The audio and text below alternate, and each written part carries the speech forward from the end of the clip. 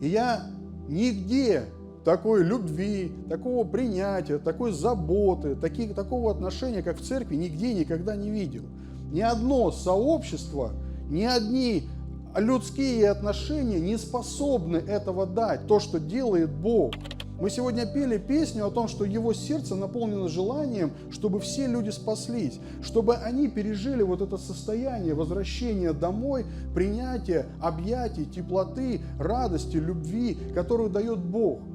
И самое интересное, что Отец, Он не вспоминая, ему Старое Писание говорит, что Бог не вспоминает наши грехи, Он их берет как рюкзак, закидывает за спину, и все, и о них больше не помнит.